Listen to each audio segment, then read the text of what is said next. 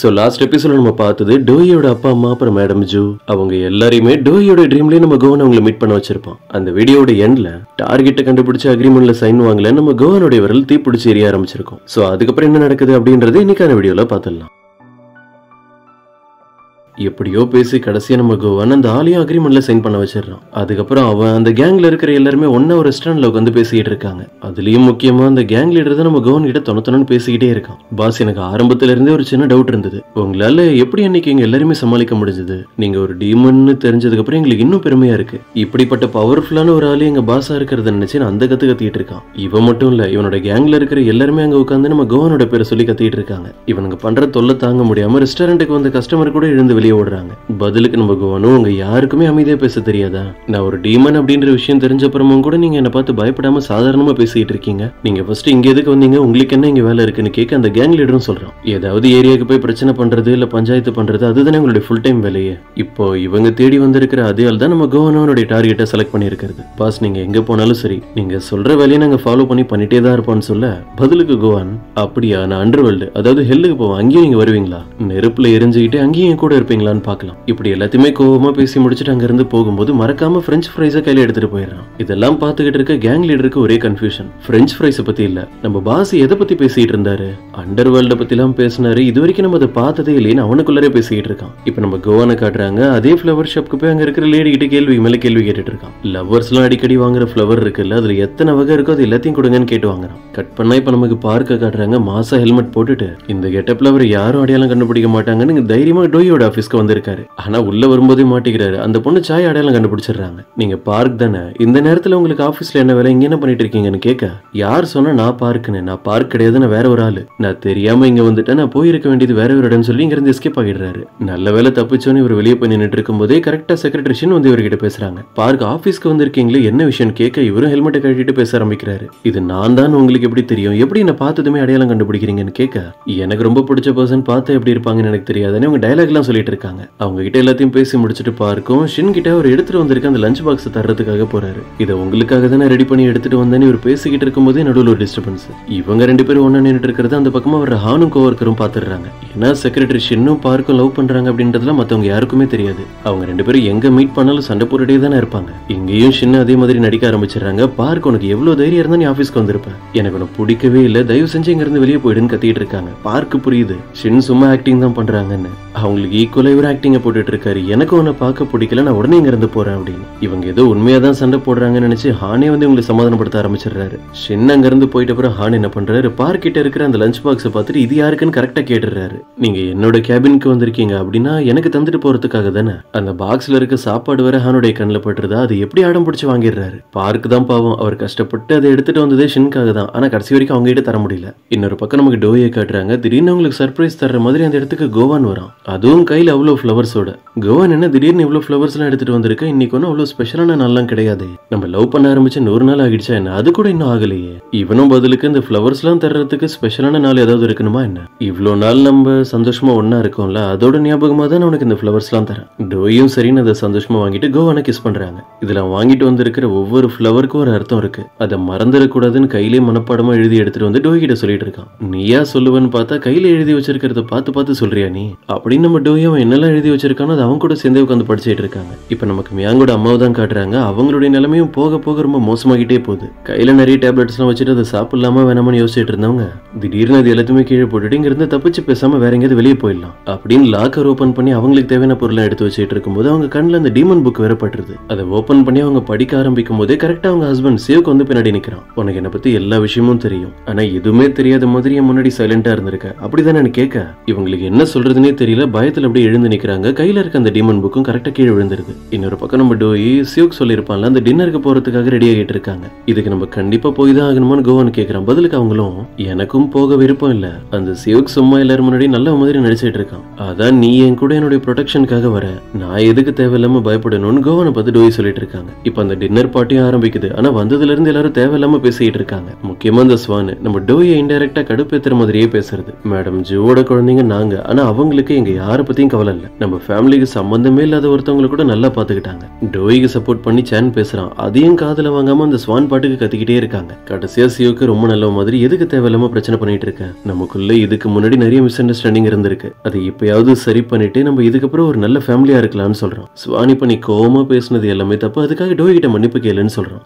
உடனே இவங்களும் சரின்னு டோய் கிட்ட மன்னிப்பு கேட்கறாங்க. சியோக்கு அவனுடைய ப்ராப்பர்ட்டில இருந்து சில விஷயங்களை உங்களுக்கு தரதா சொல்லியிருப்பான். அதனாலதான் அவன் பேச்சை கேட்டு அப்படியே நடந்துக்கிறாங்க. உங்க எல்லாரையும் இந்த டின்னர் பார்ட்டிக்கு எதுக்கு வர சொல்லியிருந்தேன்னா, மேடம் ஜூக்கு அப்புறம் அந்த சேர்மன் போஸ்ட்டுக்கு நான் வர்றது நிறைய பேருக்கு பிடிக்கல. அவங்க அளவுக்கு நான் இல்லைன்னு நிறைய பேர் என்ன சப்போர்ட் பண்ண மாட்டாங்க. அதனால இப்போ உங்ககிட்ட இருக்கிற ஷேர்ஸ் எல்லாத்தையும் என் பேர்ல டிரான்ஸ்ஃபர் பண்ணுங்க. இதுக்காக தான் சியோக்கு இவ்வளவு நேரம் நைஸா பேசிட்டு இருந்தாருன்றது இவங்க எல்லாருக்கும் தெரியுது. சான் என்னால எதுவும் பண்ண முடியாதுன்னு டைரக்டா சொல்லிடுறான். டோயெல்லாம் பேசவே இல்லை. அங்க இருந்து போகும்போது கடைசியா சியோக்கு பார்த்து, உனக்கு எப்பவுமே பணம் ப்ராப்பர்ட்டி இதை பத்தி மட்டும்தான் கவலை. உன் பையன் மியாங் இறந்து போயிட்டான், அவனோட அம்மா மேடம் ஜூ இறந்துட்டாங்க.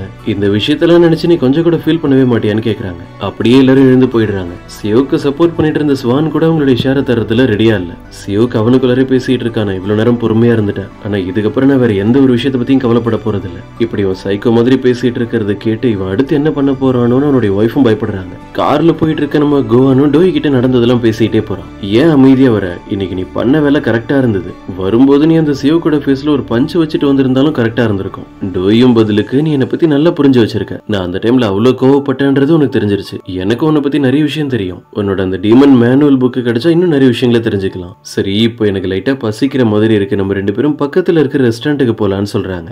கோவனும் அவன் ஒரு இடத்த சொல்லி அவங்களை கூப்பிட்டு போறான். கட் பண்ண நெக்ஸ்ட் டே மார்னிங் சானுடைய கம்பெனிக்கு திடீர்னு சில ஆபீசர்ஸ் எல்லாம் உள்ள வராங்க. ரைடு தான் நடந்துட்டு இருக்கு, அவனுடைய கம்பெனில ஃபோர்ஜரி விஷயங்களை பண்ணிட்டு இருக்கான் அப்படின்னு. இதை பத்தி சானுக்கு தெரிய வந்ததுமே அவன் செம டென்ஷன் ஆகிடுறான். ஏன்னா இந்த வேலையெல்லாம் சைலண்டா உட்காந்து பாத்துட்டு இருக்கிறது அந்த சியோக் தான். நேரம் நம்ம சான் அவனுடைய இடத்துக்கே போறாங்க. மீட்டிங் நடந்துட்டு இருக்கு. எல்லாரும் முன்னாடியும் சியோக் கிட்ட கத்த ஆரம்பிச்சிடறான். நீங்க எல்லாரும் உடனே இங்க இருந்து வெளியே போங்க, நான் இவர்கிட்ட கொஞ்சம் பேச வேண்டியது இருக்கு. சியோக், நீ என்னதான் நினைச்சு இதெல்லாம் பண்ணிட்டு இருக்க, நீ பண்ற ஒரு விஷயம் கூட சரியில்லை, நான் உன்னை சப்போர்ட் பண்ண மாட்டேன் அப்படின்னு ஏன் டிபார்ட்மெண்ட்டுக்கும் எனக்கும் பிரச்சனை தந்துட்டு இருக்க, நீ பண்றது ரொம்ப தப்புன்னு சான் என்னதான் பேசினாலும் சியோக் அதெல்லாம் கேட்கிற மைண்ட் செட்ல இல்ல. இன்னொரு பக்கம் ஆபீஸ்ல இருக்க நம்ம கோவானை காட்டுறாங்க. டேபிள்ல காலை வச்சுக்கிட்டு ரொம்ப ஹையா உட்காந்துருக்கான். பார்க் இப்பதான் கிளீன் பண்ணிட்டே அந்த பக்கமா வராரு. இவனை பார்த்துட்டு, பாஸ் இப்பதான் அந்த இடத்த கிளீன் பண்ண, இப்படி அசால்ட்டா காலை வச்சுட்டு உட்காந்துருக்கீங்க.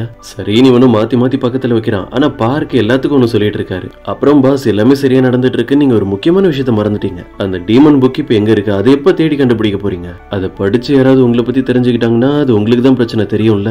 கோவனும் பதிலுக்கு, இப்படி தேவையில்லாம எதுக்கு என்னமோ பிரச்சனை வரப்போற மாதிரி பேசுறீங்க, அந்த டீமன் புக் முக்கியம் தான் இவன் யோசிக்கும் போதுதான் நேத்து டோய் சொன்ன விஷயம் ஞாபகம் வருது. அந்த மேனுவல் புக் மட்டும் இருந்திருந்தா அவங்க கோவனை பத்தி நிறைய விஷயம் தெரிஞ்சுக்கிட்டு இருந்திருப்பாங்கன்னு சொல்லியிருப்பாங்கல்ல. அது மைண்டுக்கு வந்ததும் இவனும் பரபரப்பா இங்க இருந்து கிளம்புறான். அந்த புக் இப்ப எங்க இருக்குன்னு எப்படியோ தேடி கண்டுபிடிக்கலாம்னு முடிவு பண்ணிட்டான் போல இருக்கு. கட் பண்ண இப்ப நம்ம டோய்க்கு அந்த சான் தான் கால் பண்ணி விஷயத்த சொல்றான். அந்த சியோக்கு என்ன ஏதாவது பெரிய பிரச்சனையில மாட்டி விடணும் அப்படின்றதுக்காகவே பிளான் பண்ணி எல்லாத்தையும் பண்ணிட்டு இருக்கான் அப்படின்னு இன்னைக்கு அவனுடைய ஆபீஸ்ல நடந்ததெல்லாம் சொல்றான். இதை கேட்கிற டோய்க்கு கடுப்பாகுது. வேற எதை பத்தியும் யோசிக்காம நேரா சியோக்க மீட் பண்றதுக்காக அவனுடைய இடத்துக்கே வந்திருக்காங்க. இப்ப நம்ம கோவன் கூட இவங்க பக்கத்துல இல்ல. இவங்களுக்கு ஏதாவது பிரச்சனைனா உடனே உங்களை காப்பாத்துறதுக்கு அவன் சியோக்கோட ஒய்ஃப் தான் ஃபாலோ பண்ணி போயிட்டு இருக்கான். ஏன்னா அவங்க கிட்ட தான் அந்த டீமன் புக் இருக்குன்றது அவனுக்கு தெரிஞ்சிருச்சு. அவங்க ட்ரீட்மெண்ட்காக ஹாஸ்பிட்டலுக்கு போயிருக்காங்க. அந்த இடத்துல சியோக்கோட செக்யூரிட்டிஸ் நிறைய பேர் இருக்காங்க. இப்படி அவங்க ட்ரீட்மெண்ட்காக வந்திருக்கிற விஷயம் வேற யாருக்கும் தெரியாத மாதிரி இந்த வேலையெல்லாம் சீக்கிரட்டா அந்த சியோக் பண்ணிட்டு இருக்கான். டோய் வேற அவனுடைய இடத்துக்கு போய் அவன் மேல இருக்கிற கோவத்துல கத்த ஆரம்பிச்சிடுறாங்க. இவ்வளவு பெரிய போஸ்ட் உன்னை நம்பி தந்திருக்காங்க, இப்ப கூட உன்னுடைய வேலையை எப்படி ஹேண்டில் பண்றதுன்னு உனக்கு தெரியல.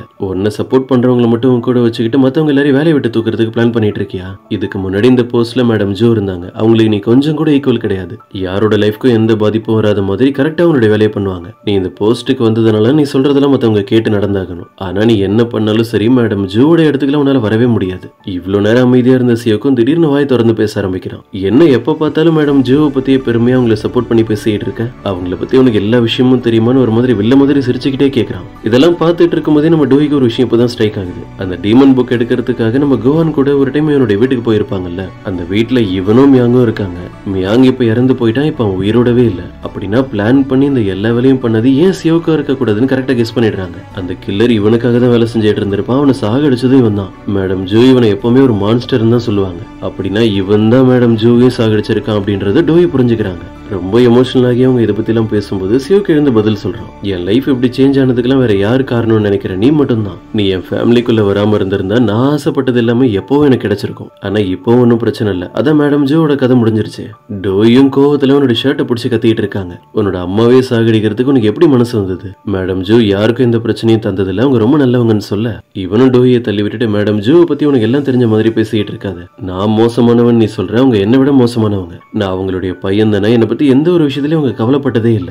டொய் உன்னோட அப்பா அம்மா கார் ஆக்சிடென்ட்ல இறந்து போனாங்கல்ல, அது எப்படி நடந்ததுன்னு உனக்கு தெரியுமா? நீ உன் லைஃப்ல ரொம்ப மரியாதை வச்சிருக்க மேடம் ஜூ தான் அவங்க 2 பேரும் இறந்து போனதுக்கு காரணம். உன்னோட அப்பா அம்மாவை சாகடிச்சது மேடம் ஜூ தான் சொல்றான். இதை கேட்கிற நம்ம டொய்க்கு ஒன்னும் புரியல. அப்படியே ஷாக்ல நின்னுட்டு இருக்காங்க. இவன் சொல்றது உண்மையா பொய்யான்னு தெரியாம. இப்ப ஹாஸ்பிட்டல்ல இருக்க மியாங்கோட அம்மாவை காட்டுறாங்க. நம்ம கோவன் நேரம் அவங்களுடைய வார்டுக்குள்ளே வந்துட்டான். இத்தனை செக்யூரிட்டிஸை தாண்டி அவன் எப்படி உள்ள வந்தான்னு அவங்களுக்கு எந்த ஒரு ஆச்சரியமும் இல்ல. ரொம்ப கேஷுவலா உட்காந்து இவங்க கிட்ட பேசிட்டு இருக்காங்க. நான் உங்களை தேடி இந்த இடத்துக்கு வந்ததுக்கான காரணமே எனக்கு சொந்தமான ஒரு புக்கு உங்க வீட்டுல இருந்தது. அந்த புக்கு கிரீன் கலர்ல அதுல டீமன் போட்டிருக்கோன்னு சொல்றான். மியாங்கோட அம்மாவுக்கு அவன் கேட்கறதெல்லாம் தெரியுது. ஆனா நான் அப்படி ஒரு புக்கை பார்த்ததே இல்லைன்னு அவங்க போய் சொல்றாங்க. உங்களுக்கு இப்ப வரைக்கும் நான் யாருன்னு தெரியாதா, இல்ல தெரிஞ்ச மாதிரி தான் பேசிட்டு இருக்கீங்களா? எனக்கு அதை பத்தி கவலை இல்ல. நீங்க தப்பு பண்ணிருந்தா கடைசியில் அதுக்காக கஷ்டப்பட போறதும் நீங்க தான். அந்த புக்கை எப்படின்னு தேடி கண்டுபிடிச்சிருவேன்னு சொல்லிட்டு அங்க இருந்து போறான். மியாங்கோட அம்மாவும் திருன்னு முடிச்சுக்கிட்டு இருக்காங்க. இவங்கிட்ட போய் பேசலாமா வேணாமா அப்படின்னு. இதே நேரம் அந்த சியோக்கு அவன் சொல்றதெல்லாம் டோய் நம்பாம இருக்கிறத பார்த்துட்டு என்ன பண்றான், ஒரு ஆடியோ ரெக்கார்டர் எடுத்து பிளே பண்ணி காட்டுறான். இது உனக்கு ப்ரூஃபா இருக்கும். அவன் அந்த ஆடியோ பிளே பண்றான். இப்ப நமக்கு பிளாஷ்பேக்ல காட்டுறாங்க.